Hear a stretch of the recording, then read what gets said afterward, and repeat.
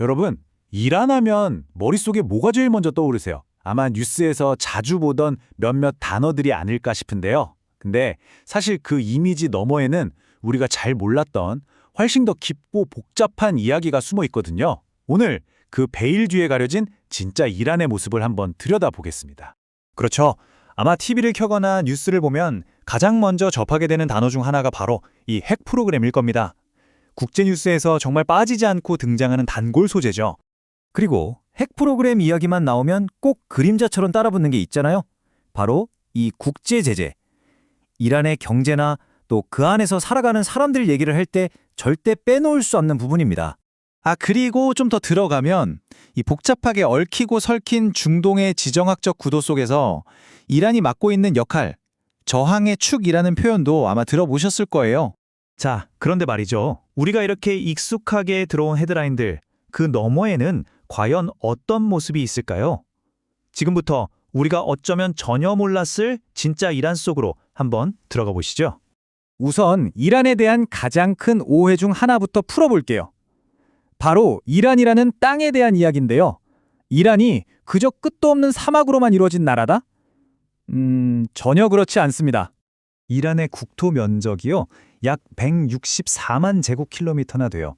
이게 어느 정도냐면 우리나라, 대한민국의 무려 16배에 달하는 크기입니다. 와, 정말 우리가 생각하는 것 이상으로 어마어마하게 넓은 땅을 가진 나라죠. 기후는 더 놀라워요. 보통 뜨거운 사막만 떠올리시겠지만 현실은 완전히 다릅니다. 북쪽에 있는 알보르즈 산맥에서는요, 눈 덮인 슬로프에서 사람들이 스키를 즐기고요. 남쪽 페르시아만 연안은 덥고 습한 기후를 보여요. 심지어 우리처럼 사계절이 아주 뚜렷한 지역도 정말 많습니다. 인구도 한번 볼까요? 약 8,900만 명. 남한과 북한 인구를 합친 것보다도 많습니다. 특히 주목할 점은 인구 구조가 굉장히 젊다는 거예요. 그래서 사회가 아주 역동적이고 에너지가 넘칩니다. 자, 이제 이란의 정체성을 이해하는 데 있어서 가장 중요한, 정말 핵심 중의 핵심으로 넘어가 보겠습니다. 이건 이란인들의 자부심과 직결되는 문제라서 우리가 꼭 알아야 할 포인트예요. 네, 이 말이 모든 걸 설명해 줍니다.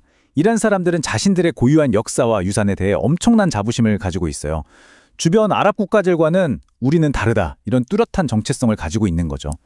그러니까 핵심은 이거예요. 이란인들은 민족적으로 아리안족의 후예고요.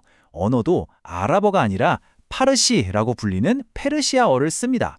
바로 이 차이가 우리는 페르시아인이다 라는 정체성의 뿌리가 되는 거죠. 종교적으로도 아주 뚜렷한 차이가 있습니다. 이란도 이슬람 국가지만 대부분의 주경국들, 예를 들어 사우디아라비아 같은 나라들이 수니파인 것과는 달리 이란은 시아파 이슬람을 국교로 삼고 있거든요. 이게 바로 중동 내의 오랜 경쟁 구도를 이해하는 열쇠이자 이란만의 독특한 정체성을 만드는 핵심 요소입니다.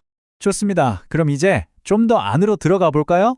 밖에서는 잘 보이지 않는 이란 사람들의 진짜 일상, 그리고 그 문화의 섬세한 결을 한번 살펴보겠습니다. 이런 사람들과 교류할 때 꼭 알아야 하는 개념이 바로 이 타로프라는 건데요. 이게 뭐냐면 말 그대로의 의미랑 실제 의도가 다를 수 있는 아주 독특하고 정교한 예절 문화라고 생각하시면 돼요. 예를 들어 이런 거예요. 상점에 갔는데 주인이 물건값을 안 받아도 된대요. 그냥 가져가세요 하고요. 하지만 이게 진짜 공짜라는 뜻이 아니거든요. 예의상의 표현인 거죠. 그럼 손님은 아닙니다, 아닙니다 하고 여러 번 사양하다가 결국 돈을 내야 하는 거예요. 이게 바로 타로프입니다. 일종의 아름다운 사회적 약속 같은 거죠. 이란 사회를 이해하는 또 하나의 키워드는 바로 이 두 개의 삶입니다. 공적인 삶과 사적인 삶이 뚜렷하게 분리되어 있다는 건데요. 밖에서는 엄격한 사회 규범을 철저히 지키지만 일단 자기 집 문을 닫고 들어가면 그 안에서는 훨씬 자유롭게 파티도 하고 음악도 즐기는 그런 이중적인 모습을 보이는 경우가 많습니다. 자, 이제 이란을 움직이는 동력이죠. 경제 이야기를 해볼 시간입니다. 이란의 경제는 사실 거대한 잠재력과 냉혹한 현실이라는 모순을 동시에 품고 있어요. 먼저 이것부터 보시죠. 이란은 그야말로 자원 초강대국입니다. 확인된 천연가스 매장량이 세계 2위, 석유는 세계 4위. 말 그대로 땅 밑에 엄청난 부가 묻혀있는 나라라는 거죠. 그런데 바로 여기에 이란 경제의 가장 큰 딜레마, 모순이 있습니다. 이렇게 엄청난 잠재력을 가지고 있는데도 불구하고 수십 년 동안 이어진 국제 제재가 경제를 꽉 옥죄고 있는 거예요. 그래서 국민들은 극심한 인플레이션으로 아주 힘든 삶을 살아가고 있죠. 하지만 이란의 저력이 석유에만 있는 건 아닙니다. 붉은 금이라고 불리는 형신료, 사프란은 전 세계 생산량의 90% 이상을 이란이 만들고요. 세계 최고 품질의 피스타치오, 그리고 장인이 한 올 한 올 엮어서 만든 예술품, 페르시아 카펫, 이것들도 세계적으로 아주 유명한 이란의 자랑거리입니다. 자, 이제 마지막입니다.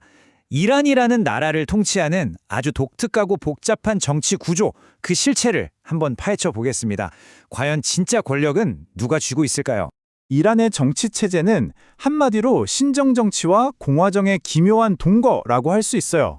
국민이 직접 투표로 뽑는 대통령이 있긴 한데 사실 그 위에 종신직인 최고 지도자가 존재합니다.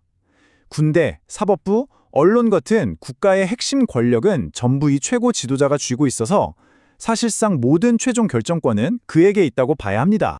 고대 페르시아의 자부심, 딴속에 붙인 막대한 자원, 그리고 젊고 똑똑한 사람들, 이 모든 걸 가진 나라, 이란. 과연 이란의 다음 장은 어떤 모습으로 펼쳐질까요?